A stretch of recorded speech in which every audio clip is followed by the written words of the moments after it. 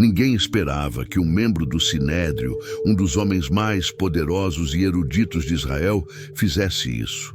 Quem ousaria procurar Jesus, ainda mais no meio da noite? O que ele estaria fazendo? Um fariseu, mestre da lei, arriscando tudo para falar com um carpinteiro da Galileia. O que aquele homem ouviu, escondido nas sombras que o transformou? Esta não é apenas a história de um encontro secreto, é a história de um conflito entre reputação e verdade, entre religião e revelação, entre medo e fé. Uma história que poucos contam por completo, e hoje você descobrirá qual é. O que realmente aconteceu com Nicodemos, o fariseu que acreditou no que viu e no que ouviu? O que ele fez e como tudo terminou? E se essa história te cativar como eu sei que vai, inscreva-se para não perder mais conteúdos como este. Compartilhe com outras pessoas e ajude-me a levar essas verdades a todos os cantos do mundo, porque algumas histórias bíblicas merecem ser contadas como você nunca ouviu antes. Jerusalém, a cidade de Davi, vibrava com os ecos de cânticos ancestrais e o constante vai e vem de peregrinos que enchiam suas ruas estreitas e calcetadas. As pedras de suas muralhas pareciam contar histórias, histórias de glória e traição, de fé e apostasia. No coração desta cidade sagrada estava o majestoso templo, símbolo da presença de Deus entre o seu povo. Contudo, sob o esplendor de suas colunas brancas e o brilho do incenso que subia aos céus, escondiam-se disputas, ambições e segredos que ameaçavam transbordar. O Sinédrio, o órgão máximo das autoridades judiciais e religiosas de Israel, funcionava como a suprema corte entre o povo. O Conselho Judaico era formado por 71 membros, sacerdotes, anciãos e escribas, muitos dos quais pertenciam a dois grupos principais, os saduceus e os fariseus. Embora compartilhassem o poder, suas diferenças eram profundas e frequentes. Os saduceus, aristocráticos e conservadores, dominavam o sacerdócio e mantinham forte ligação com o poder romano, do qual também se beneficiavam. Por outro lado, os fariseus, estudiosos e intérpretes da lei, gozavam do respeito popular devido à sua aparente dedicação e zelo religioso. Entre os fariseus, havia um que se destacava não apenas por seu conhecimento das Escrituras, mas também por sua retidão moral. Nicodemos, nome de origem grega que significa vitorioso entre o povo, era um professor renomado, juiz respeitado e membro do Sinédrio. Sua voz não passava despercebida. Ele não falava com arrogância, não se orgulhava de seus títulos e tinha um olhar reflexivo, como se meditasse constantemente sobre algo mais profundo que as aparências. Ao contrário de muitos colegas que ostentavam sua religiosidade como um adorno prestigioso, Nicodemos parecia buscar algo além do reconhecimento. Ele almejava a verdade. Era conhecido por seus julgamentos equilibrados e, devido ao seu modo ponderado de falar, aprendizes de direito buscavam seus conselhos e até os mais velhos o ouviam atentamente. Nas sessões do Sinédrio, sua opinião tinha peso não porque gritasse mais alto, mas porque seu discernimento era apurado, sua mente afiada e seu coração ainda sensível à voz de Deus. Porém, nos últimos meses, algo começou a perturbar o delicado equilíbrio de sua vida. Um jovem pregador da Galileia, chamado Jesus de Nazaré, viajava por aldeias e cidades, ensinando com uma autoridade que não vinha das escolas rabínicas. Era, ao mesmo tempo, fogo e bálsamo. Falava do reino de Deus com uma familiaridade que desconcertava os especialistas. Curava enfermos, expulsava demônios e proclamava as boas novas. O mais perturbador era que ele não temia confrontar os poderosos, expondo sua hipocrisia com parábolas que revelavam a falsidade de muitos corações. As opiniões sobre Jesus estavam divididas no Sinédrio. Os saduceus o viam como um encrenqueiro perigoso, capaz de abalar a frágil relação com Roma. Para eles, Qualquer figura que movesse multidões sem autorização era uma ameaça direta à ordem estabelecida. Entre os fariseus, embora em menor escala, o julgamento não era muito diferente. Acusavam-no de infringir a lei, de blasfemar, de se associar a pecadores e de questionar tradições sagradas transmitidas por gerações. Mas nem todos estavam convencidos. Alguns começavam a se perguntar se o Galileu estava sendo rejeitado por outros motivos. Nicodemos ouviu as acusações com crescente inquietação, pessoal e espiritual. Ele já tinha ouvido falar de Jesus, de seus ensinamentos, de seus milagres. Ouvira testemunhas relatarem como ele devolveu a visão aos cegos e dignidade aos marginalizados. E, embora seus colegas insistissem em chamá-lo de fraude, havia algo em suas palavras que soava verdadeiro, algo que lembrava os oráculos de Isaías, as promessas de Ezequiel, a sabedoria dos provérbios. Seria possível que um homem falasse com tanta clareza sem ter sido enviado por Deus? O Sinédrio reuniu-se a portas fechadas para decidir como proceder. Nicodemos permaneceu em silêncio, sentindo sua alma dividida. De um lado, a lealdade ao conselho, a sua história e posição. Do outro, uma sede crescente por compreender o que Jesus realmente estava fazendo. Algo dentro dele dizia que aquele homem não era um impostor. Havia nele uma autoridade diferente, uma luz que não podia ser extinta. Os vendedores gritavam no mercado. Jerusalém continuava seu curso. Sacerdotes ofereciam sacrifícios. Crianças brincavam nos pátios. Mas no âmago do coração de um fariseu chamado Nicodemos, surgiu uma pergunta que começava a se fortalecer cada vez mais. E se este Jesus fosse realmente aquele que havia de vir? Ele ainda não sabia, mas essa inquietação o levaria a um dos eventos mais significativos e transformadores já registrados nas páginas sagradas. O vento do Espírito começava a soprar, embora muitos ainda fossem incapazes de percebê-lo. Nicodemos, desde a juventude, sentia dentro de si uma vocação diferente. Enquanto muitos de seus companheiros se deleitavam com as complexidades legais da Torá, ele buscava em cada linha a voz de Deus. Nascido em uma família influente e abastada, respeitada nos círculos religiosos, sua formação fora meticulosa e rigorosa, planejada para prepará-lo, desde a infância, para ser líder entre o povo. Sua mente foi moldada no estudo. Era atento à lei de Moisés, aos profetas e aos escritos. Não havia passagem que não tivesse analisado, memorizado ou interpretado sob a tutela dos anciãos de sua comunidade. Logo perceberam sua habilidade e, mais ainda, sua seriedade e humildade. Ao contrário de outros jovens, sedentos por reconhecimento, Nicodemos não ansiava pelo elogio dos homens. Estudava porque amava a Deus, porque sentia que cada palavra das Escrituras guardava um tesouro eterno. Sua vida era disciplinada. Levantava-se antes do amanhecer para orar, jejuava frequentemente e servia aos necessitados sem ostentação, mesmo vestindo as roupas apropriadas ao seu status. Não era incomum ver aquele mestre da lei parar na estrada para ajudar um mendigo ou confortar um enfermo. Sua sabedoria se tornou conhecida e logo foi admitido entre os mais renomados de Israel. O povo o chamava de Rabi e até membros do Sinédrio recorriam aos seus conselhos.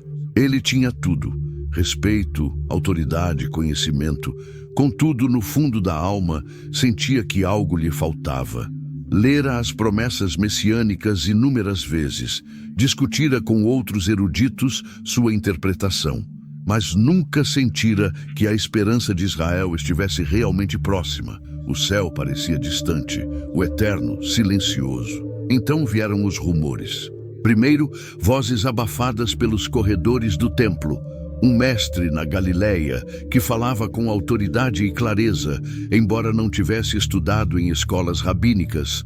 Depois, testemunhos de curas, libertações, sinais que lembravam os dias de Elias e Eliseu. Diziam que Deus havia visitado novamente o seu povo. Alguns o chamavam de profeta, outros de Messias.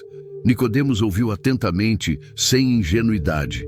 Era meticuloso, não se deixava levar por emoções ou histórias exageradas. Ainda assim, algo profundo começou a se agitar nele quando um de seus próprios discípulos, com lágrimas nos olhos, contou como Jesus havia curado seu filho moribundo com uma única palavra. Ele não podia simplesmente ignorar.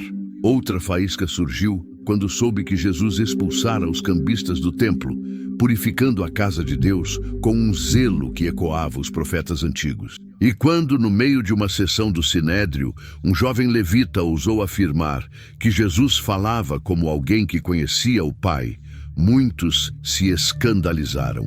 Mas Nicodemos não. Aquilo ecoou dentro dele como algo profundamente verdadeiro. Passou a buscar informações discretamente. Se interessou por suas parábolas. Releu as Escrituras com novos olhos. A cada passagem sobre o Messias, o servo sofredor de Isaías, o filho do homem de Daniel, o profeta anunciado por Moisés, sentia como se um véu fosse sendo retirado lentamente. Mas isso não lhe trouxe paz, trouxe conflito. Como poderia um fariseu, membro respeitado do Sinédrio, sequer considerar a possibilidade de que aquele galileu fosse o escolhido? Quais seriam as consequências para sua posição, para sua família, para sua reputação? Não importava o quanto tentasse ignorar. O nome de Jesus continuava voltando. Sua consciência já não encontrava descanso. Percebia cada vez mais que muitos líderes estavam cheios de orgulho, ambições e interesses ocultos, coisas que nada tinham a ver com santidade. E Jesus denunciava isso com coragem. Não buscava aprovação, não cobrava por ensinamentos, falava de amor, justiça, misericórdia e, acima de tudo, falava de novo nascimento. Uma transformação interior que ia além do cumprimento externo da lei. Nicodemos pensou nessas palavras noite após noite. Chegou a sonhar com a voz de Jesus, mesmo sem nunca tê-lo visto face a face. Seria possível um novo nascimento para alguém como ele? Alguém cuja vida era marcada pela religiosidade, mas talvez distante da verdadeira comunhão com Deus? A cada dia, seu coração batia mais forte ao pensar em procurá-lo, mas o medo o dominava. Um manto pesado o envolvia. Não podia procurá-lo de dia, não podia arriscar tudo de maneira imprudente, mas também não podia continuar naquela ambiguidade. Uma noite, enquanto o céu de Jerusalém brilhava com estrelas silenciosas, Nicodemos partiu sem fazer alarde. Caminhou pelas ruas ainda quentes do calor do dia. Sua túnica esvoaçava suavemente ao ritmo do vento. Seus passos eram firmes, mas por dentro tremia. Era a primeira vez que saía à noite assim, e a primeira vez que buscava algo que nem ele sabia explicar. Iria ao encontro do homem que revolucionara sua vida sem lhe dirigir uma única palavra. Ele estava indo atrás de respostas, mas mais do que respostas, sua alma ansiava por um encontro, algo autêntico, algo eterno. E embora ainda não soubesse, aquela noite mudaria tudo. A escuridão repousou sobre Jerusalém como um manto de veludo. Os ecos do mercado silenciaram. As lamparinas tremeluziam, projetando sombras nas pedras antigas. No meio desse silêncio sagrado, o coração de Nicodemos pulsava forte. Ansiedade e medo se misturavam. Por dias, procuraram uma forma de se aproximar de Jesus sem chamar a atenção dos colegas. E agora, finalmente estava indo. Ele observava de longe a multidão que cercava Jesus e, finalmente, certa noite, recebeu uma resposta evasiva de um dos discípulos. O mestre estava em uma casa humilde nos arredores da cidade, longe da agitação, cuidando daqueles que o procuravam de verdade. Ele não ensinava em palácios nem discutia no átrio do templo. Era encontrado entre os de coração partido, os desprezados, os esquecidos. Aquele que falava com a autoridade dos céus preferia a companhia dos ignorados pelos sábios. Nicodemos sabia que precisava ir, mas também sabia o que isso significava.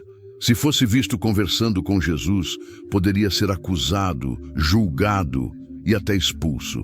Se descobrissem seu interesse, perderia sua posição no sinédrio, sua influência, seu prestígio, tudo aquilo que levara anos para construir. As leis orais eram severas com aqueles que se associavam a falsos profetas, e muitos no sinédrio já haviam decidido que Jesus era um. Mesmo assim, apesar do medo crescendo em seu peito, havia dentro dele uma força maior. Quanto mais tentava resistir, mais percebia que não era mera curiosidade, mas um anseio incontrolável. Aprendera sobre o reino de Deus por toda a vida, mas pela primeira vez sentia que talvez aquele reino estivesse mais próximo do que nunca. Como poderia ignorar isso? Pegou uma capa escura cobrindo sua túnica e caminhou por vielas estreitas, evitando lugares onde pudesse ser reconhecido. Seus passos eram lentos, já não era jovem, mas naquela noite seus pés tinham o vigor dos que buscam esperança. A cada esquina, sua mente repassava as possibilidades, as consequências, os riscos, mas também as palavras sobre Jesus. Nunca houvera alguém como ele. Que tipo de mestre transformava corações com parábolas? Que autoridade era aquela que não dependia de títulos ou posições? Chegou à porta de uma casa simples. Uma lâmpada de óleo ardia fraca. Lá dentro, vozes suaves se misturavam ao crepitar do fogo. Antes que batesse, a porta foi aberta. Um discípulo o olhou em silêncio. Reconheceu-o, mas não pronunciou seu nome. Limitou-se a dar um passo para o lado, convidando-o a entrar. O quarto era pequeno, iluminado apenas pela lamparina. Sentado sobre uma tapeçaria, estava Jesus de Nazaré. Ele se levantou e seu olhar encontrou o de Nicodemos como se já o conhecesse. O fariseu sentiu a tempestade dentro de si, alívio, temor e admiração. Aquele não era um orador exaltado, nem um revolucionário impetuoso. Jesus o olhou com compaixão, com uma serenidade desarmante. Nicodemos percebeu que qualquer postura defensiva seria inútil. Sentou-se diante dele. Por alguns segundos, só se ouvia o fogo queimando. O silêncio era quase sagrado. Nicodemos lutava para encontrar palavras. Deveria falar como rabino, como juiz, ou como um homem à beira de romper-se por dentro. Sua voz, trêmula, rompeu o silêncio. Rabi, sabemos que és mestre vindo da parte de Deus, porque ninguém pode fazer estes sinais que tu fazes, se Deus não estiver com ele. Foi um reconhecimento velado, uma admiração contida, misturada à dúvida. Ele falava por si, mas também insinuava que outros no sinédrio sabiam, ainda que se mantivessem em silêncio. Jesus o observou. Viu um homem faminto, não por respostas intelectuais, mas por vida. Sem comentar o elogio, respondeu com uma voz calma, mas cheia de autoridade. Em verdade te digo, quem não nascer de novo não pode ver o reino de Deus. O coração de Nicodemos estremeceu. Anos de estudo, orações, disciplina. E agora aquelas palavras o confrontavam como nunca. O que significava nascer de novo? Não bastava ser filho de Abraão, cumpridor da lei, membro do sinédrio. Confuso, protestou. Como pode um homem nascer sendo velho? Pode, porventura, voltar ao ventre de sua mãe e nascer outra vez? Havia incredulidade, mas também um apelo sincero. Jesus percebeu, não se impacientou. Seu tom permaneceu sereno, mas agora com uma intimidade que atravessava a alma.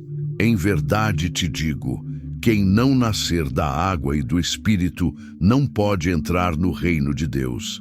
O que é nascido da carne é carne. O que é nascido do Espírito é Espírito. Não te admires de eu te dizer, é necessário nascer de novo. As palavras atingiram o centro de tudo o que Nicodemos acreditava. O reino de Deus não era um sistema político, nem uma restauração nacional por mérito humano. Era uma realidade espiritual, impossível de ser alcançada apenas por esforço religioso. Só podia ser recebida por aqueles regenerados do alto, não por linhagem, mas por um ato divino. Jesus inclinou-se levemente e acrescentou, com voz quase sussurrada: o vento sopra onde quer. Ouves a sua voz, mas não sabes de onde vem nem para onde vai. Assim é todo aquele que é nascido do Espírito. O vento sopra de onde quer, e você ouve o seu som, mas não sabe de onde vem nem para onde vai. Assim é todo aquele que é nascido do Espírito. Nicodemos fechou os olhos. Por um instante, a imagem foi impactante. Vento invisível, incontrolável, mas real. Era assim, a ação do Espírito de Deus, imprevisível, livre. Sua natureza penetrante não podia ser domada por rituais, nem confinada por tratados legais. O novo nascimento não era obra humana, mas sim uma transformação interior. Um sopro que deu vida, onde antes só havia conhecimento morto. Mas o espanto ainda o dominava. Toda a sua vida acreditara que o reino voltaria com força, apresentando sinais visíveis de restauração externa. E agora, um reino espiritual, uma nova vida que começa no invisível. Como isso pode ser feito? Perguntou com a voz embargada, não em tom de deboche, mas com a angústia de alguém que quer entender, mas se depara com o desconhecido.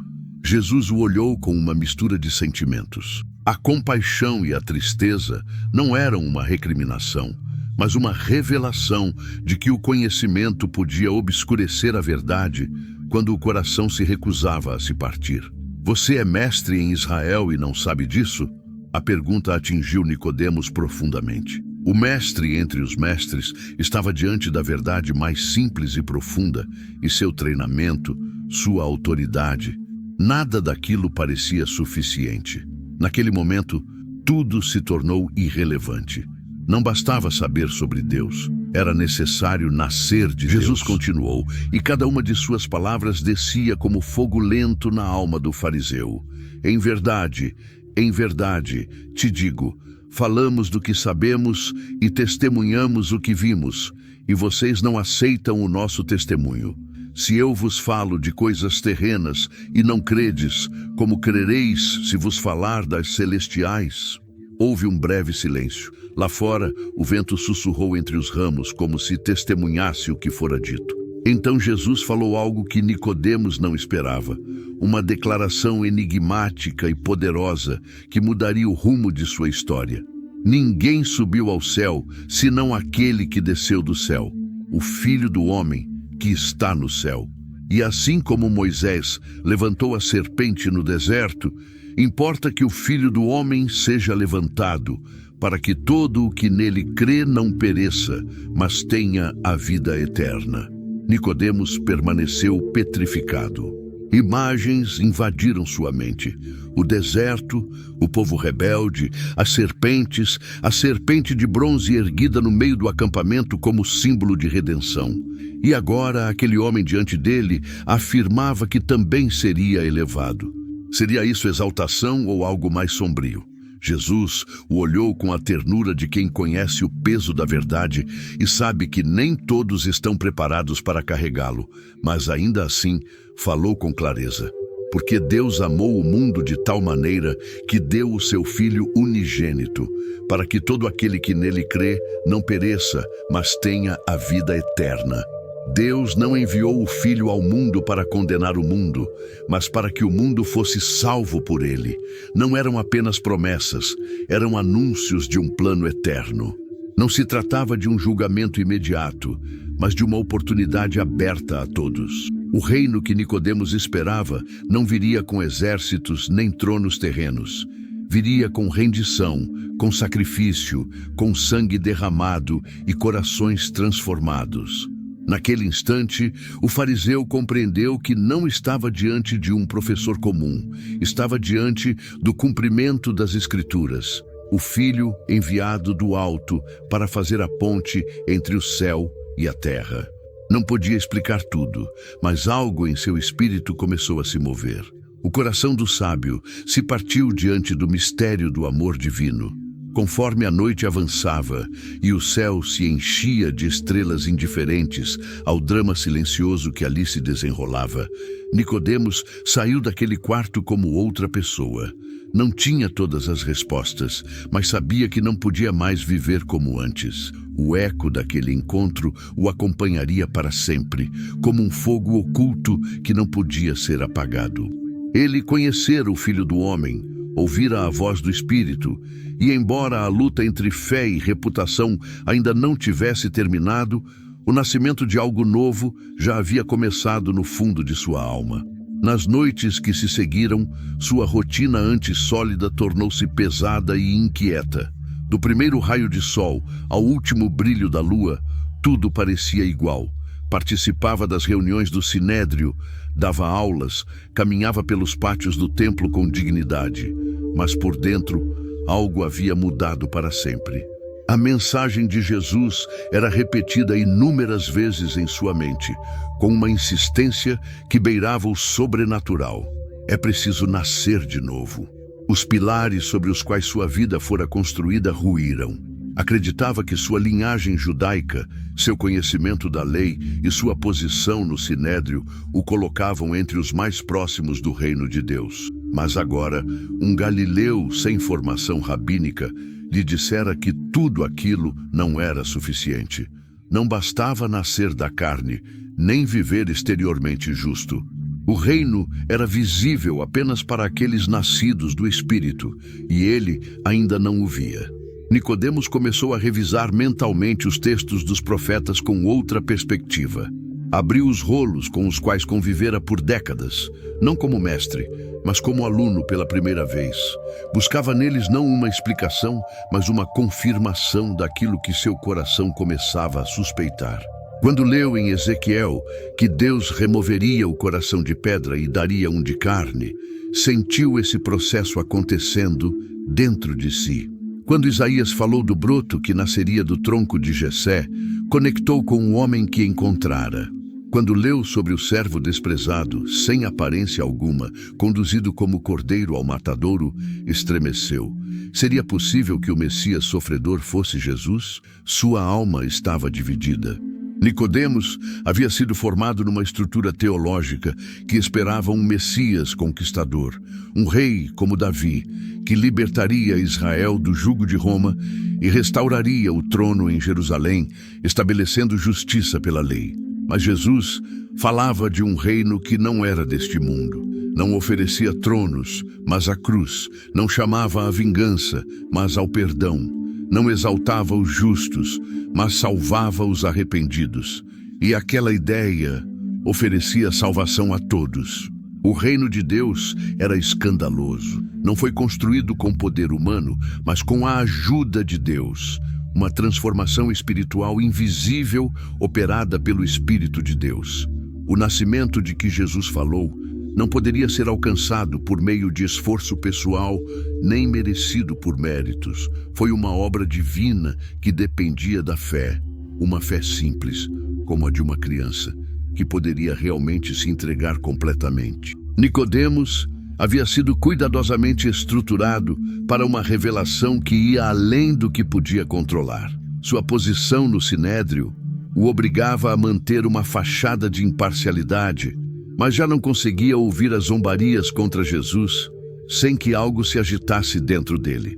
Quando um velho afirmou que Jesus era um falso profeta por ser de Nazaré, Nicodemos permaneceu em silêncio, mas pensou: as Escrituras não diziam, por meio de Miqueias, que o Messias nasceria em Belém?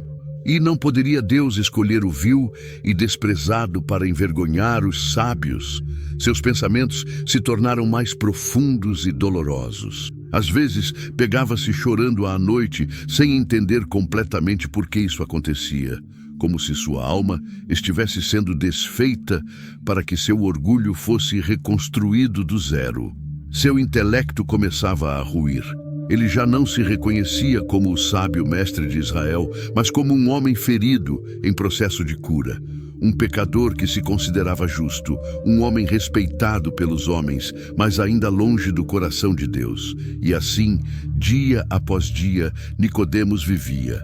A transformação silenciosa continuava no mesmo lugar, entre os mesmos homens, pronunciando as mesmas orações.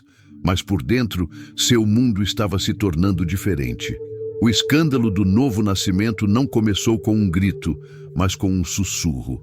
Não destruiu tudo imediatamente, mas foi minando lentamente os alicerces de falsa segurança. E quando alguém despertava para essa verdade, não conseguia mais retornar à escuridão. Agora sabia que era escuridão. Certa noite, enquanto observava o céu estrelado do terraço de sua casa, Nicodemos levantou os olhos e lembrou-se da frase de Jesus. Assim como Moisés levantou a serpente no deserto, aquela imagem do deserto o perturbava desde a conversa. Agora, ele entendia.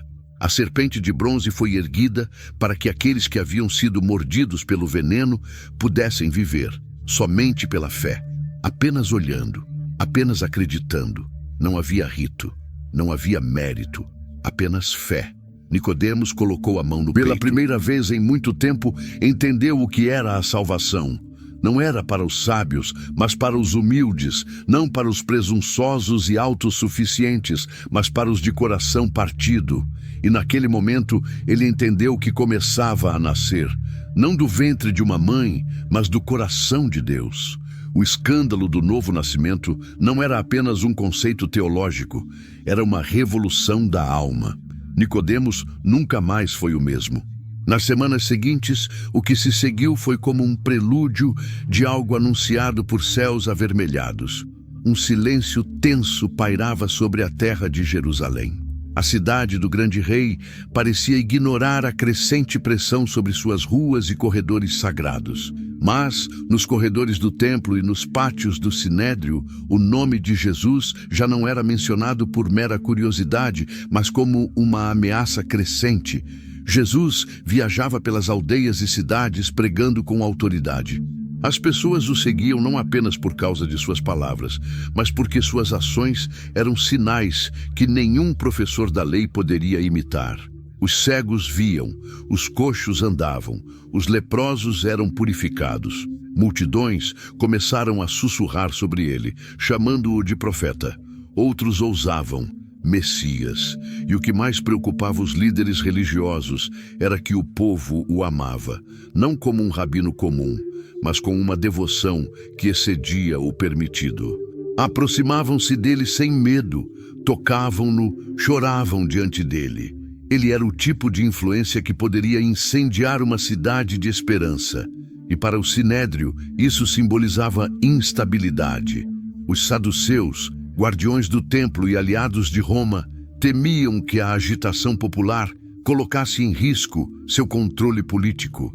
Uma eclosão messiânica poderia ser interpretada pelos romanos como rebelião, e eles não hesitariam em reprimir cruelmente, como fizeram com outros supostos messias antes.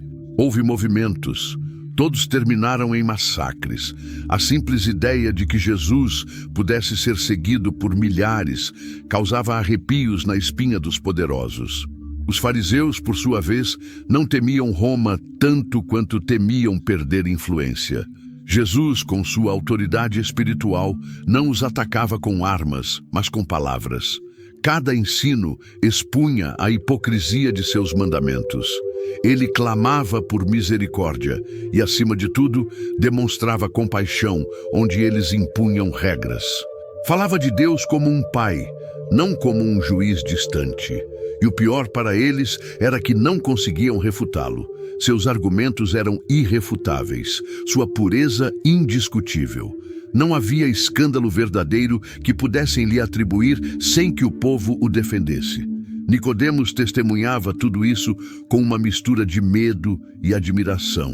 Por um lado, sentia que o reino que Jesus pregava era genuíno, verdadeiro e puro.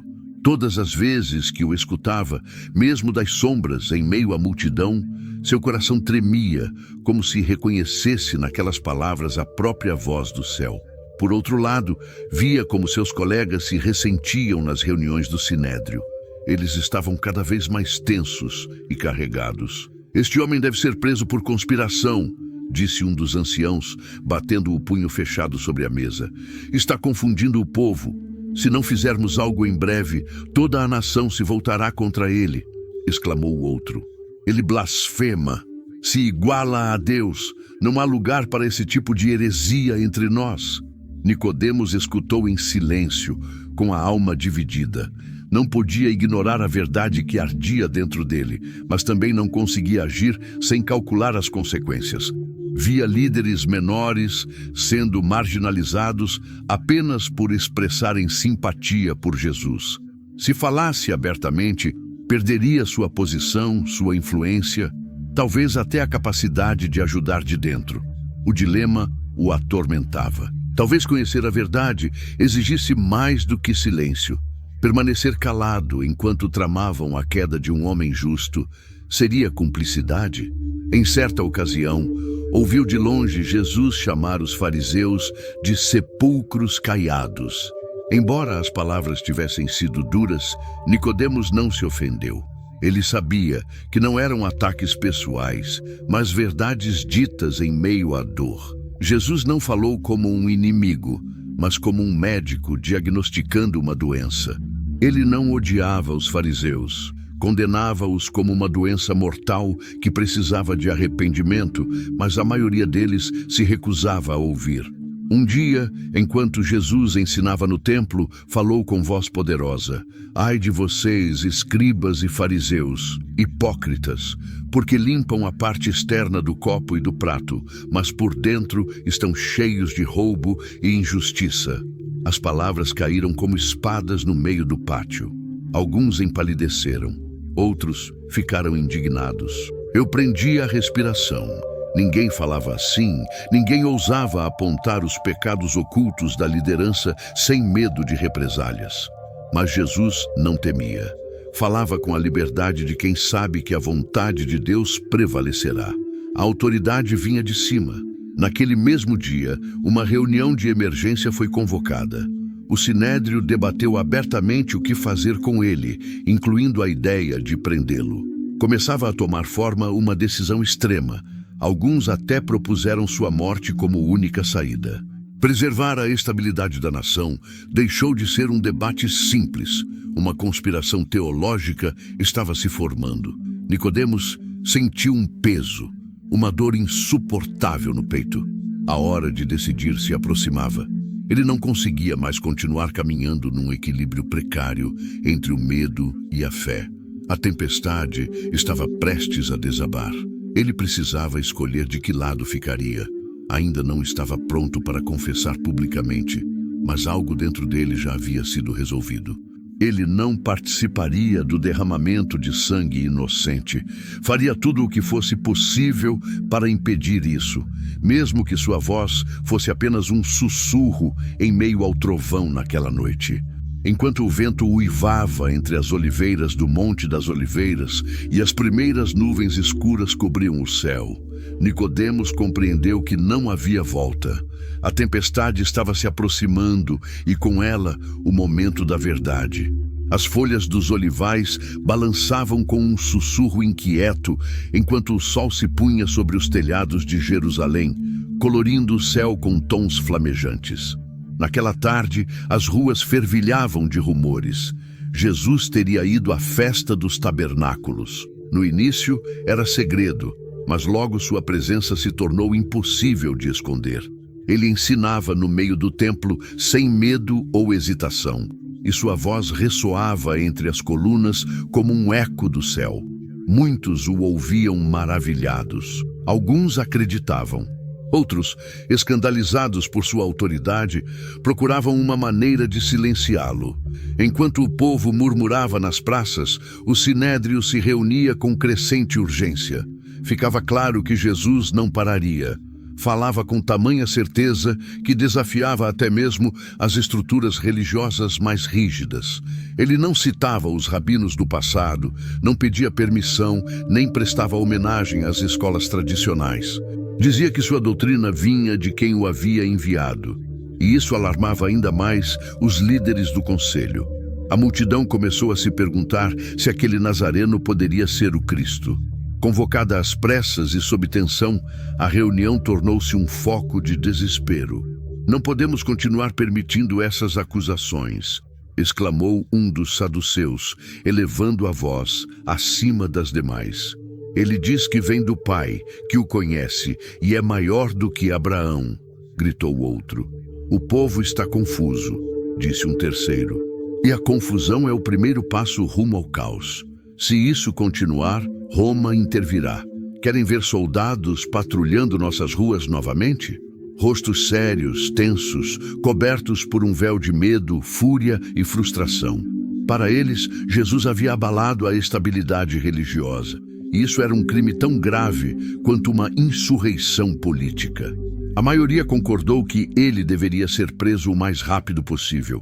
Porém, anteriormente, os guardas do templo haviam retornado sem cumprir a ordem. "Por que vocês não o trouxeram?" perguntou um dos líderes. Os soldados entreolharam-se como crianças pegas em uma armadilha, até que um deles respondeu: "Honestamente, nenhum homem jamais falou como ele." Um murmúrio percorreu a sala. Era preocupante que até mesmo os guardas estivessem sendo afetados por suas palavras. A influência de Jesus ultrapassava fronteiras inimagináveis. Então os fariseus levantaram a voz, cheios de desprezo. "Vocês também foram enganados? Por acaso algum dos governantes ou dos fariseus acreditou nele?" A pergunta era retórica, carregada de sarcasmo. Mas eles não sabiam que naquela sala, um dos seus já não pensava como antes. Sem querer, aquela provocação acendeu uma faísca inesperada. Nicodemos se ergueu ligeiramente. Sua voz não gritou, não bateu na mesa. Apenas se fez ouvir com serenidade. "A nossa lei julga um homem sem antes ouvi-lo e compreender o que ele fez?" Imediatamente, a sala ficou tensa. Alguns olharam para ele com espanto, outros com desprezo. Aquelas palavras, envoltas em legalidade, eram mais do que uma defesa técnica. Eram uma declaração implícita de que Jesus merecia ser ouvido. Não poderia ser condenado sem um julgamento justo. No coração de Nicodemos, aquela frase era seu primeiro ato de coragem. Ainda não era uma confissão pública, mas uma ruptura clara com a cegueira coletiva. Um dos membros respondeu com sarcasmo amargo: "Você também é da Galileia? Examine e veja, nenhum profeta surgiu da Galileia." Risadas irromperam, mas o veneno da humilhação permaneceu no ar. O comentário era uma zombaria, tanto de Jesus quanto de Nicodemos. Acusavam-no de ser um simpatizante, um traidor ingênuo da pureza doutrinária. Nicodemos não respondeu. Seu rosto permaneceu sereno, mas sua alma ardia. Sabia que havia cruzado uma linha. A semente da fé, plantada naquela noite silenciosa com Jesus, começava a brotar. Não com alarde, mas com raízes profundas, crescendo em silêncio. Naquele dia, ele deixou o conselho sabendo que seu lugar já não era mais ali. Ainda conservava sua túnica de fariseu e seu assento no sinédrio, mas algo essencial havia mudado. Ele havia falado, ele havia intervindo. E mesmo que sua voz tivesse sido ignorada e ridicularizada, sabia que havia agido com sinceridade. A fé, em sua forma mais pura, nem sempre começa com gritos ou proclamações públicas. Às vezes, começa com um sussurro de justiça em meio à agitação do poder. Nicodemos, o fariseu que um dia viera à noite, começava a caminhar em direção à luz, ainda com passos cautelosos. A noite se estendia sobre Jerusalém como um sudário de perguntas sem resposta. Nicodemos, sentado em seu quarto privado, iluminado apenas pela lamparina a óleo, com as mãos trêmulas, desenrolou os antigos pergaminhos das Escrituras. Seu rosto, marcado pelos anos e pela sabedoria, agora revelava também os sinais de um conflito interno. Era o mesmo homem que anos antes havia entrado no sinédrio com convicção. Defensor absoluto da lei, mestre da tradição, alguém que acreditava compreender os mistérios de Deus, até se deparar com aquele que falava como a própria palavra encarnada. Sua mente, treinada no raciocínio meticuloso do direito oral e escrito, agora entrava em território novo, não a letra, mas o espírito. Naquela noite, resolveu retornar à origem, não aos comentários dos rabinos ou às tradições acumuladas como camadas sobre o texto sagrado, mas à própria palavra. Desdobrou lentamente o pergaminho de Isaías e leu: desprezado e rejeitado pelos homens, homem de dores e experimentado nos sofrimentos. Experiente em desgosto amoroso, como um cordeiro levado ao matadouro, seu coração disparou. Ele já havia lido essa passagem inúmeras vezes e aprendido sobre ela como uma figura do sofrimento de Israel. Mas agora a lia com outros olhos. E se não falasse de um símbolo coletivo, mas de uma pessoa? E se o servo sofredor não fosse uma metáfora, mas um homem real que se rendeu de bom grado, rejeitado pelo seu próprio povo? Continuou lendo. Foi ferido por causa das nossas transgressões, esmagado por causa das nossas iniquidades. O castigo que nos traz a paz estava sobre ele. As palavras pareciam ditas diretamente por Jesus, como se ecoassem à realidade da crucificação. Aquele evento impensável ganhava um novo significado. Não era uma tragédia aleatória, mas um sacrifício profetizado. Não era derrota, mas redenção planejada antes do tempo.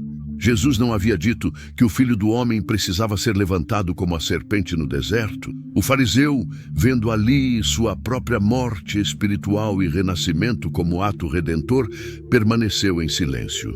Durante vários minutos, seus olhos ficaram fixos nas chamas que dançavam na lamparina, enquanto o eco de Isaías ressoava em sua mente como um hino melancólico e esperançoso. Pegou lentamente outro rolo, o de Daniel, e procurou a passagem que há séculos causava entusiasmo entre estudiosos.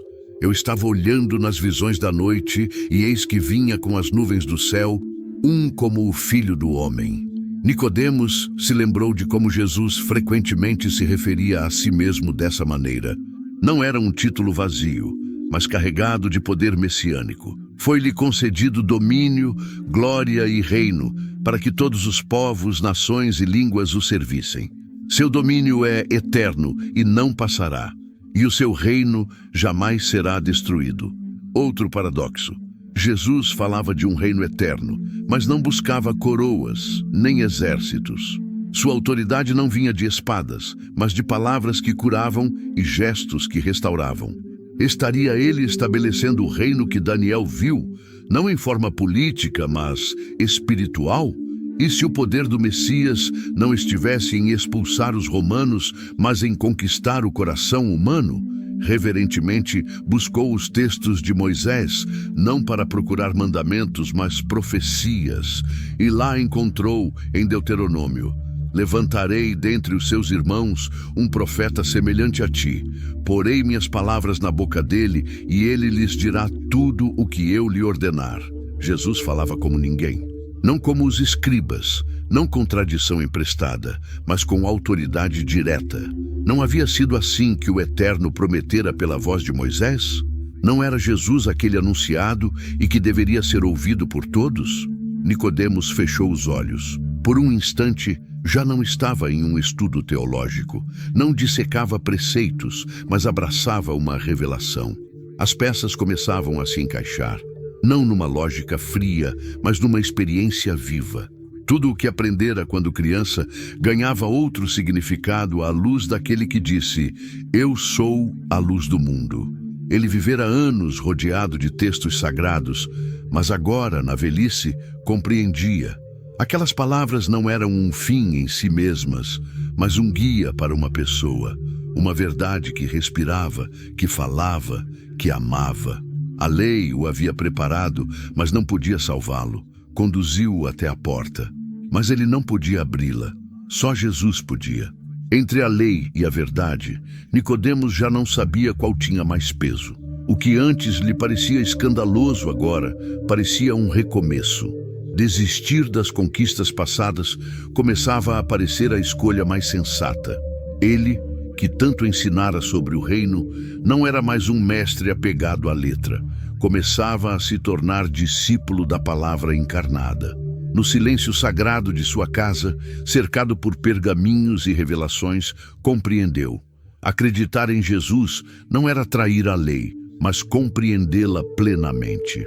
O murmúrio constante de Jerusalém, antes reconfortante, agora se tornava insuportável.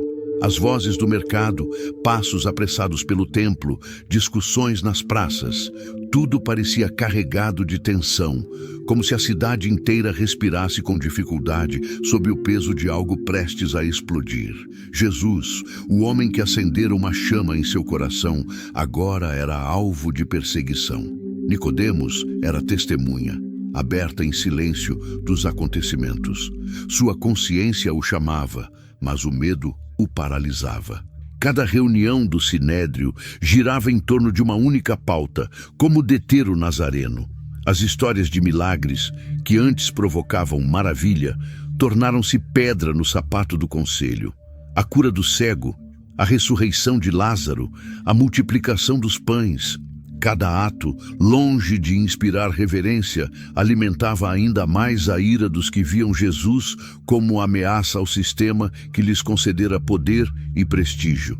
Nicodemos, que havia se pronunciado antes, agora se mantinha em silêncio. Não por falta de convicção, mas por temor das consequências. Tinham-no desmascarado, olhado com suspeita, ridicularizado. Sabia que mais uma palavra poderia selar seu destino, perder o assento no Sinédrio, sua honra, talvez sua vida. Ainda assim, cada palavra que ele calava pesava como uma pedra. Observava tudo de perto, como distorciam a lei para encontrar uma acusação válida, como se reuniam em segredo, como subornavam testemunhas, como teciam uma rede de enganos para enredar o justo. Ele, que ensinara a vida inteira que Deus é justo e que sua lei é santa, tinha o coração partido. Os princípios que proclamara estavam sendo desrespeitados por aqueles que diziam representá-los. Para Nicodemos, cada passo rumo à condenação de Jesus se tornava um teste de fé. A ferida era profunda. À noite, retirava-se sozinho para o quarto. Não falava com ninguém, não buscava companhia. Sentava-se para orar, mas as palavras morriam nos lábios. Como orar ao Deus de Abraão quando sua consciência o acusava? Como ensinar sobre justiça quando permanecia em silêncio diante da maior injustiça de sua geração? A lembrança do encontro com Jesus voltava como um eco persistente. Você precisa nascer de novo. A frase o expôs por dentro. Fez-o repensar toda a sua vida, sua vocação, sua fé. O novo nascimento havia começado ou havia estagnado no meio do parto? Ele poderia se chamar discípulo espiritual se não tivesse coragem de falar quando fosse necessário? Nicodemos mantinha-se reservado, observando à distância. Oculto entre colunas, disfarçado de neutralidade, cada parábola de Jesus era como uma adaga. Quando ele falou da semente que caiu entre os espinhos, Nicodemos compreendeu. Ali estava sua alma, sufocada pelo medo, pelas preocupações, pela reputação. A parábola sobre o servo que conhecia a vontade do Senhor e não a cumpriu, ecoou como sentença. O pensamento do julgamento apertou o peito enquanto caminhava sozinho pelo pátio naquela noite. Dentro do templo, ele ouviu um grupo de sacerdotes tramando para capturar Jesus. Em suas palavras, eles fariam isso com perguntas capciosas e armadilhas legais, esperando. Nicodemos cambaleou e se afastou tremendo, sem conseguir conter a curiosidade. Se este fosse o momento de intervir, e se eu dissesse alguma coisa, ele não impediu que a tragédia se desenrolasse, não por pura covardia, mas por causa desse tipo de medo sutil que se esconde por trás de desculpas piedosas. Eles não vão me ouvir agora. Existem maneiras mais prudentes. Talvez Deus tenha outro caminho. Esse plano justificava seu silêncio noite após noite, até que aquele silêncio tornou-se uma prisão. Contudo, o fato de silenciar não era um sinal de indiferença. Mas com a alma atormentada, Nicodemos não dormia nem comia com prazer. Ele encontrou paz na oração e no ensino. Seu ser interior tornou-se um deserto, onde a voz de Deus se tornou mais clara, mais urgente. Ele entendeu que havia alcançado o limiar e sabia que não lhe restava muito tempo de vida entre dois mundos. O reino de Deus não aceita discípulos mornos. Cedo ou tarde, Você terá que se decidir. Mas ele ainda não estava pronto. A vergonha o seguia como uma sombra, não por causa do que ele havia feito, mas pelo que não havia feito. Jesus estava falando dele como alguém que não fizera nada, embora tivesse visto a verdade. Um farol na escuridão, a luz que viera ao mundo. E ele, Nicodemos, a tinha visto, mas ainda caminhava na escuridão. Mesmo assim, algo dentro dele, uma pequena chama, se recusava a desaparecer. Um sussurro constante o lembrava de que a história ainda não havia terminado, que talvez ainda não tivesse falado, mas não era tarde demais para fazê-lo. O reino de Deus chamava. A maré veio como uma onda, e embora ele tivesse medo de se molhar, a maré continuou subindo.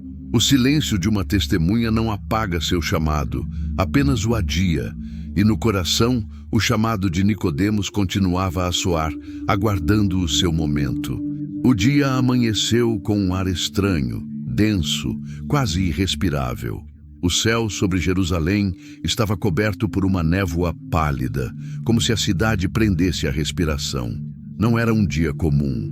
Desde muito cedo, a multidão se reunia com uma mistura de expectativa e confusão, correndo de rua em rua, falando com rostos tensos e olhares fugidios. Algo estava se formando, algo que iria mudar tudo, os fundamentos da história e da alma.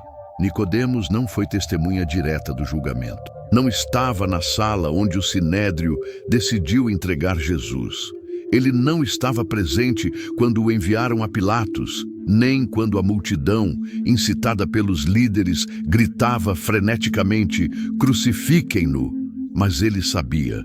Sabia pelos rumores, pelos rostos pálidos dos discípulos ocultos, pelo denso silêncio que começava a engolir a cidade.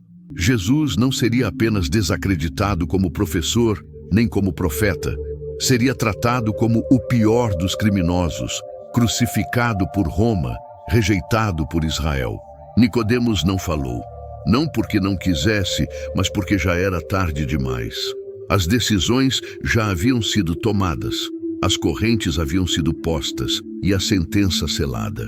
Tudo o que ele podia fazer era observar e lamentar. Ele subiu por um dos caminhos que levavam ao Gólgota, sem que ninguém percebesse, reconhecendo-se coberto por um manto escuro, evitando olhares, não se misturando aos outros. Ele parou a uma distância que o impedia de ser visto entre os seguidores, mas suficientemente perto para ver a silhueta do homem crucificado. E daquele lugar, ele observou o que nenhum professor em Israel estava preparado para entender: o Messias pendurado numa viga de madeira. A cena era de partir o coração. Os pregos, o sangue, os espinhos. Mas mais do que a dor física, o que impressionou Nicodemos foi o peso espiritual daquele momento. Não se resumia apenas ao assassinato injusto de um homem. Era algo mais profundo, mais terrível, mais sagrado. Então, como um relâmpago, cruzou sua mente quando ele ouviu novamente as palavras que Jesus lhe dissera naquela noite secreta. Assim como Moisés ergueu a serpente no deserto, é necessário que o Filho do Homem seja levantado. E ali ele estava, levantado entre o céu e a terra, não num trono, mas numa cruz. Não em glória visível, mas em humilhação sangrenta. Esse era o mistério que nunca havia sido entendido. O Filho do Homem seria exaltado, sim, mas não como os homens exaltam seus heróis. Sua exaltação era sua devoção, sua coroa de espinhos, seu trono, um madeiro rústico. A figura de Moisés no deserto surgiu diante dos seus olhos. O povo mordido por serpentes mortais, condenado por sua rebelião, clamando por salvação. E Deus, em sua misericórdia, ordenando que uma serpente de bronze fosse erguida para que, quando olhassem, fossem curados. Os doentes não precisavam fazer mais nada para sobreviver, bastava olhar com fé. E então ele entendeu que Jesus havia se tornado aquela serpente, não por causa do seu próprio pecado, mas carregando o pecado de todos, não porque fosse culpado, mas para que o olhar de fé salvador fosse possível. Nicodemos sentiu sua alma se despedaçar enquanto lia mentalmente as escrituras que carregava desde a infância. Isaías falando de um homem ferido por nossas transgressões. Davi descrevendo nos Salmos dores que não eram suas. Zacarias profetizando que olhariam para aquele a quem traspassaram. Estava tudo lá, sempre estivera, mas agora tudo fazia sentido naquela cruz. Ele quis gritar, quis correr até ela, dizer que finalmente havia entendido, que o reconhecia, mas seus pés não se moviam, sua boca não se abria. Apenas lágrimas escorriam silenciosamente por suas bochechas. Jesus, amargurado e abatido, pendurado no madeiro, não praguejou, não acusou, não pediu vingança. Chamou pelo Pai, pedindo perdão, e ao fim exalou seu último suspiro. Suas palavras ressoaram profundamente no coração de Nicodemos. Está consumado, consumado. As profecias não eram mais promessas pendentes, mas realidades seladas com o sangue do Cordeiro. O véu estava prestes a ser rasgado. A salvação não era mais um conceito, era uma pessoa, e essa pessoa acabara de morrer. O céu escureceu, o chão tremeu, e Nicodemos, mestre de Israel, caiu de joelhos na terra ressequida, não como juiz, nem como sábio, mas como pecador. Naquele dia, ele não proclamou sua fé diante das multidões, mas a confessou com lágrimas, com o coração partido, finalmente rendido. Porque aos pés da cruz, todos os argumentos desaparecem. Toda desculpa morre. Só resta a verdade. O Filho do Homem foi levantado para que todo aquele que nele cresce não perecesse, mas tivesse a vida eterna. E Nicodemos creu. O ar de Jerusalém ainda estava abalado pelo tremor que sacudira a terra após a morte de Jesus. Parecia agora suspenso num silêncio reverente, como se toda a cidade, por alguns minutos, tivesse interrompido seu curso diante do peso do ocorrido. O que aconteceu no Gólgota para Nicodemos foi aquele silêncio, o eco de uma decisão que ele não podia mais adiar. Não havia mais espaço para desculpas, nem tempo para se refugiar nas sombras. Aquele que lhe falara do novo nascimento, que lhe revelara o reino espiritual, fora desprezado por seu próprio povo. Agora estava morto, e naquele corpo sem vida, Nicodemos viu a encarnação do amor que dera tudo. Por anos, vivera dividido entre a lei e a graça, entre tradição e revelação, entre sua reputação perante os homens e sua convicção diante de Deus. Mas a cruz resolvera o dilema, não com palavras, mas com sangue, não com argumentos, mas com rendição. Então soube o que tinha que fazer. Procurou outro homem silencioso, alguém que, como ele, acreditava às escondidas.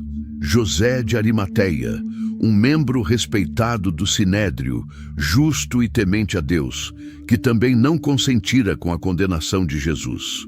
Os dois se encontraram sem precisar de muitas palavras. Seus olhares diziam tudo. Não podiam mais permanecer escondidos. José apresentou-se a Pilatos com coragem. Pedir o corpo de Jesus era um gesto ousado. Somente membros da família ou pessoas muito próximas ousavam arriscar-se a reclamar o corpo de um crucificado. Era identificar-se publicamente como próximo daquele condenado, daquele considerado herege e blasfemo. Mas José não hesitou. Nicodemos, por sua vez, apareceu com uma mistura de mirra e aloés, quase 45 quilos, uma quantidade extraordinária, como se enterrassem não um criminoso, mas um rei. O ato que realizaram juntos não era apenas uma homenagem ao mestre falecido. Era uma confissão viva, uma declaração silenciosa, mas inequívoca. Acreditamos que ele era quem dizia ser. Enquanto envolviam o corpo, Jesus estava adornado com linho e perfumes. Cada movimento era um ato de adoração. Nicodemos fez isso com mãos firmes, mas com o coração partido e as feridas abertas. Os hematomas, as marcas de unhas, tudo indicava o sofrimento voluntário de uma rendição incompreensível. E aquele que por tanto tempo antes interpretava a lei, agora compreendia seu cumprimento em cada detalhe. Cada gota de unguento que ele derramava não era simplesmente um enterro, era um ato de redenção. Não porque Nicodemos oferecesse algo para merecer sua salvação, mas porque, ao preparar o corpo de Cristo, ele estava testemunhando sua fé, não mais como fariseu, não mais como mestre do Sinédrio, mas como discípulo, como aquele redimido. O novo túmulo escavado na rocha, pertencente a José, tornou-se o altar mais importante, o lugar sagrado que suas mãos tocaram. Ali depositaram o corpo sem vida de Jesus, com reverência, com lágrimas contidas, com a certeza de que este ato o colocaria irrevogavelmente ao lado dos crucificados. Era um ponto sem retorno. Nicodemos sabia que, ao sair daquele jardim, sua vida nunca mais seria a mesma. Ele não poderia voltar a lecionar no Sinédrio como se nada tivesse acontecido. Continuar a se autodenominar neutro não conseguia esconder o que agora brilhava intensamente. Clareza dentro dele. Ele havia tocado o corpo do Messias. Ele o havia preparado para o túmulo. E nesse gesto, sua alma fora purificada pela lei que tanto defendia. O defensor agora encontrava satisfação não em pergaminhos, mas em um corpo despedaçado. O ritual que tantas vezes seguira no templo finalmente encontrava seu propósito. A plenitude residia naquele momento íntimo de entrega. A redenção não viria por mérito, mas por sacrifício. Não por linhagem, mas pela fé. Naquela noite, o túmulo foi selado e as sombras cobriram a terra mais uma vez. Nicodemos se retirou em silêncio, mas não era o mesmo homem que permanecera calado diante do conselho. Algo se quebrou e algo nasceu, porque às vezes os atos mais importantes de uma fé poderosa não são proclamados aos gritos dos púlpitos, mas vividos em segredo, em um jardim, em um túmulo, diante de um corpo ferido. E Nicodemos, que antes vinha à noite, agora via a luz surgir. O homem crucificado amanheceu no primeiro dia da semana com uma luz diferente. Algo havia acontecido. O ar se transformou, como se a própria criação começasse a respirar novamente. Rumores começaram a circular desde as primeiras horas da manhã. O túmulo estava vazio. As mulheres que tinham ido ungir o corpo encontraram a pedra removida. Algumas afirmaram ter visto anjos, outros disseram que era o Mestre. Ele havia ressuscitado. Para muitos, essas eram apenas palavras, pensamentos absurdos, nascidos da dor e da confusão. Mas para Nicodemos, eram o último elo de uma corrente que o conduziu passo a passo do medo à fé. Ele se lembrou daquelas palavras que ainda ressoavam dentro dele, gravadas como fogo sobre a pedra. O Filho do Homem deve ser levantado para que todo aquele que nele crê não se perca, mas tenha a vida eterna. Jesus não havia falado em enigmas. Ele havia enunciado claramente as parábolas naquela noite. E agora, com o túmulo vazio como testemunha, essa promessa adquiriu uma força imparável. Aquele que fora exaltado na cruz também havia ressuscitado dos mortos. Nicodemos, aquele que viera ter com Jesus às escondidas da noite, agora caminhava na luz. A fé não foi uma conversão teatral. Não houve proclamações públicas, nem sermões, antes de protestos estridentes das multidões. Mas seu coração, antes dividido entre o dever e a verdade, agora pertencia completamente a Cristo. Não era mais o professor em busca de respostas. Era o discípulo que havia encontrado a própria verdade. Ele não precisava mais das certezas que tanto defendera com lógica e tradição. Agora ele sabia. A salvação não era uma fórmula, era uma pessoa. Nos dias que se seguiram, a ressurreição trouxe mudanças profundas. Jesus apareceu aos seus discípulos, falou sobre o reino, fortaleceu-os com o Espírito. E embora Nicodemos não fosse contado entre os 12, ele se juntou silenciosamente àquele grupo de homens e mulheres que acreditavam. Começou a frequentar seus encontros em segredo no início e depois com mais liberdade. Ele orava com eles e ouvia suas histórias, daqueles que o viram ressuscitado e que, quando apropriado, contavam sua própria história, não com orgulho, mas com humildade. O fariseu havia sido professor em Israel, mas estava cego até ver o homem crucificado. Criou um laço profundo com Pedro e João, que o acolheram como um irmão. Eles não o trataram com suspeita por causa do seu passado, mas com respeito. Sabiam que Deus havia realizado uma obra profunda nele. Com o tempo, Nicodemos se tornou uma figura-chave na comunidade de fiéis em Jerusalém. Contribuiu com sabedoria, conhecimento das Escrituras e, acima de tudo, com uma fé que havia sido testada no calor do silêncio e da dúvida. Muitos acreditam que, com a expansão da perseguição, Nicodemos foi um dos primeiros a ser expulso do Sinédrio, não por meio de uma confissão pública, mas por suas ações, por ter tocado o corpo de Jesus, por ter se juntado ao seu povo. Não era mais bem-vindo entre aqueles que haviam se rendido ao poder, mas ele se rendeu ao Messias. Longe de ver isso como perda, acolheu-o como ganho. Aquilo que antes lhe dava identidade, sua posição, seu título, sua honra pública, agora havia sido substituído por algo eterno. Sua vida se tornou outra. Ele simplesmente nunca mais ocupou cargos de prestígio, nem foi chamado para integrar conselhos importantes. Já ostentara títulos grandiosos, mas agora, por dentro, era um homem mais livre do que nunca. Orava fervorosamente, jejuava em segredo e servia aos necessitados.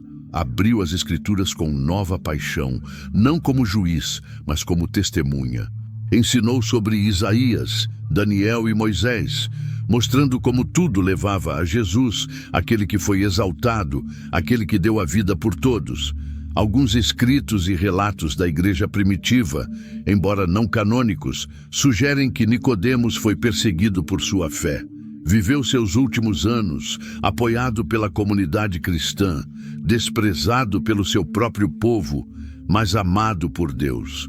Seu testemunho, embora não eloquente, foi transmitido de geração em geração. O fariseu que acreditou no Mestre, o Mestre que foi ensinado pelo Mestre, o homem da noite que caminhou em direção à luz. Ele não fundou igrejas como Pedro, João ou Paulo.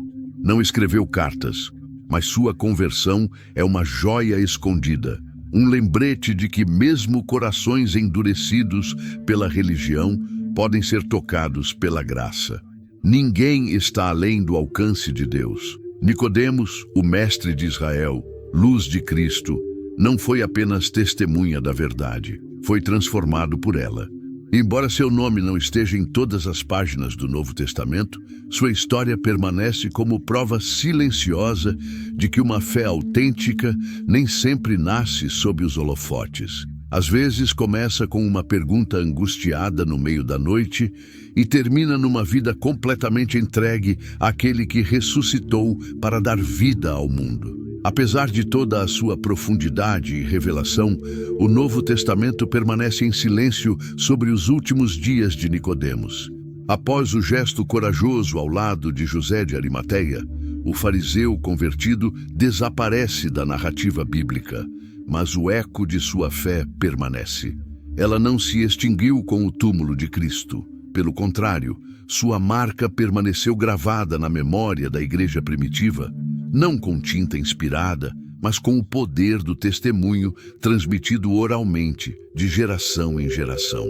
Os primeiros cristãos nunca esqueceram seu nome, Nicodemos. Sua história se tornou símbolo, exemplo de redenção, das alturas do poder religioso à humildade de um discípulo quebrado.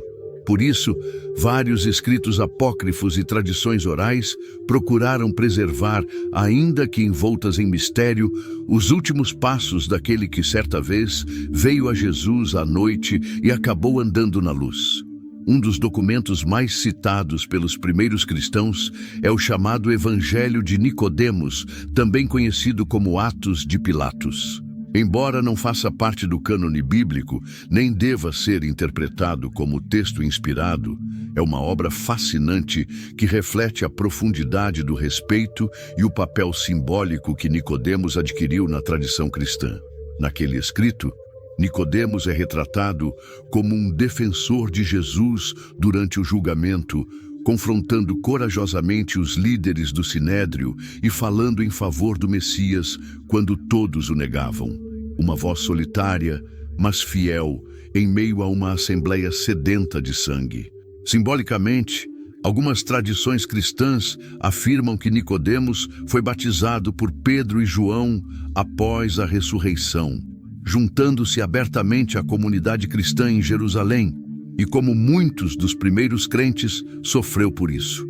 As consequências de sua fé em romper abertamente com o judaísmo rabínico dominante, Nicodemos teria sido expulso do Sinédrio, destituído de seus títulos e provavelmente exilado socialmente. Um antigo documento eclesiástico, atribuído a Gespo, um dos primeiros historiadores cristãos do século II, menciona brevemente Nicodemos, um homem justo que morreu na fé, foi sepultado ao lado de Estevão. Essa menção, embora breve e sem verificação documental completa, reforça a crença de que Nicodemos permaneceu firme até o fim, possivelmente sendo perseguido por seus antigos colegas e considerado um traidor pelos fariseus. Alguns manuscritos orientais antigos mencionam Nicodemos como um dos primeiros mártires ocultos. Não morreu executado em uma praça como Estevão, não foi decapitado como Paulo, nem crucificado como Pedro, mas sua morte teria sido lenta e silenciosa, rejeitado, empobrecido, desprezado, mas com o rosto voltado para aquele que fora erguido na cruz. Muitos na igreja primitiva viam seu martírio como o da testemunha que paga o preço do discipulado na solidão. Sem alarde, sem multidões, sem defesa. Existem também relatos que o ligam às primeiras comunidades de crentes na Judéia. Alguns manuscritos armênios e siríacos antigos sugerem que Nicodemos serviu como mentor bíblico para novos convertidos, especialmente entre os judeus que começavam a seguir a Cristo. Ele usou seu profundo conhecimento da lei para ensinar como tudo apontava para o Messias crucificado e ressuscitado. Disse que seu testemunho foi fundamental para a conversão de vários jovens fariseus e até mesmo alguns escribas cansados da estrutura religiosa vazia. A Igreja Ortodoxa lhe confere o título de Santo Mártir e o comemora em seu calendário litúrgico no dia 2 de agosto. Nicodemos é representado em sua iconografia com vestes humildes, segurando um frasco de mirra ou uma lanterna, símbolos daquela noite em que buscou a luz e a encontrou. A Igreja Católica, embora não o tenha oficialmente canonizado, o menciona como um dos seguidores mais enigmáticos de Cristo, transformado pela fé. O que aconteceu então com Nicodemos? Talvez nunca saibamos com certeza histórica. Seu fim permanece envolto em mistério nas dobras do tempo. Mas o testemunho deixado pelos evangelhos e pela tradição cristã fala por si. O fariseu que acreditou no Mestre. Aquele que se deixou ensinar pelo homem da noite e se tornou discípulo da luz. Nem todos os mártires morrem no Coliseu. Alguns o fazem anonimamente, em renúncia diária, em fidelidade. Nicodemos, o silencioso, era um deles, uma testemunha do reino que não buscava a glória, mas a redenção, e cujo legado continua sendo um farol para todos aqueles que ainda hoje estão divididos entre a religião morta e a verdadeira vida em Cristo. A história de Nicodemos não é apenas a de um homem que passou das trevas para a luz. É a história de todos aqueles que já buscaram a verdade em meio às suas próprias dúvidas. É o retrato de uma alma religiosa, respeitada e repleta de conhecimento, mas vazia de vida, até encontrar a face viva da graça. Ele não era um apóstolo, não multiplicou pães, não andou sobre as águas, não foi testemunha da transfiguração, não ouviu a voz audível do Pai no Jordão. Mas ele teve algo que poucos tiveram, Uma conversa profunda, reveladora e íntima com o Filho de Deus, na quietude da noite. Ali, face a face, ele ouviu a mensagem mais revolucionária que qualquer homem poderia receber. Você precisa nascer de novo. Essa mensagem transformou sua vida. Ele passou de um homem respeitado, mas com medo, a um discípulo corajoso que reivindicou o corpo de Jesus diante das autoridades, do silêncio e da confusão ao ato público de amor que selou sua fé. E embora seu nome possa se perder nas páginas finais do Evangelho, seu legado permanece. Nicodemos continua sendo a prova de que ninguém está longe demais para ser alcançado pela verdade, nem tão elevado a ponto de não precisar da cruz. Veja bem, assim como ele, você conhece as Escrituras, já ouviu falar de Jesus, talvez até creia em Deus, mas ainda não nasceu de novo. Talvez sua fé ainda seja secreta e contida, silenciosa. Mas a vida de Nicodemos nos lembra que Jesus não rejeita aqueles que se aproximam à noite, temerosos, com perguntas, com incerteza. Ele os recebe, fala, revela e transforma. E agora que chegamos até aqui, eu quero convidar você. Se esta série lhe foi edificante, compartilhe com outras pessoas. Inscreva-se no canal para continuar explorando mais histórias bíblicas. Me diga, qual parte da história de Nicodemos você mais gostou? Qual foi o maior impacto dessa transformação em você? Quais reflexões você tem sobre ela? Você conhece alguém que precisa ouvir essa história? Por favor, compartilhe este vídeo. Obrigado. Obrigado por me acompanhar até aqui. Vejo vocês na próxima história, onde a Bíblia cobra vida.